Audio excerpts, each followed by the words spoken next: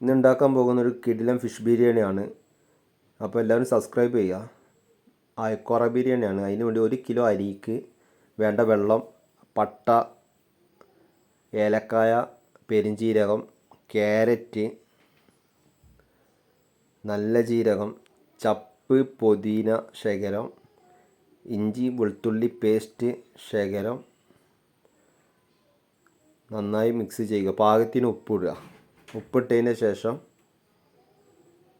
അതിൽ 1 കിലോ അരി മാറ്റി വെച്ച അരി അതിൽ ആഡ് ചെയ്യുക. നന്നായി ഇളക്കുക. അത് ഒട്ടിപ്പിടിക്കാതിരിക്കാൻ വേണ്ടിയിട്ട് ചെറുനാരങ്ങ പിഴിയുക. നന്നായി ഇളക്കുക. ഇനി അണ്ടി, മുന്തിരി വറുത്തെടുക്കുക. അതിനുശേഷം നമ്മൾ ഒരു 2 സവാള ഗോൾഡൻ കളർ ആവാൻ വറുത്തെടുക്കുക. അതിന് ശേഷം 1 കിലോ അരിക്കുള്ള ഡാൽഡ 100 ഗ്രാമിൻ്റെ ഒരു നെയ്യ് നമ്മൾ ഇനി മസാല ഉണ്ടാക്കുകയാണ് കേട്ടോ. അതിലേക്ക് ശകലം സൺഫ്ലവർ ഓയിൽ ഒഴിച്ച് അതിൽ വെട്ടി വെച്ച 4 സവാള അതിൽ ആഡ് ചെയ്യുക. ആഡ് ചെയ്തതിന് ശേഷം അത് ഗോൾഡൻ കളറായി കയറി വരുമ്പോൾ അതിൽ ഇഞ്ചി വെളുത്തുള്ളി പേസ്റ്റ് ആഡ് ചെയ്യുക.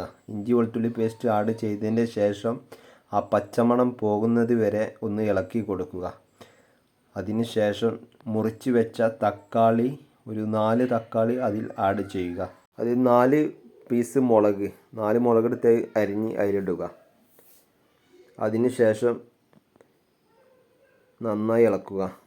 നന്നായി ഇളക്കിയതിൻ്റെ ശേഷം അതിൽ 1 ടീസ്പൂൺ മുളക് പൊടി, 1 ടീസ്പൂൺ മല്ലിപ്പൊടി,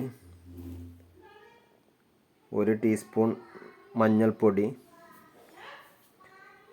ഒരു 1.5 ടീസ്പൂൺ ഗരം മസാല പൊടി, പാകത്തിന് ഉപ്പും കൂടി ആഡ് ചെയ്യുക. എന്നിട്ട് നമ്മൾ പൊരിച്ച് വെച്ച അയക്കോറ മീൻ അതിൽ ഇടുക.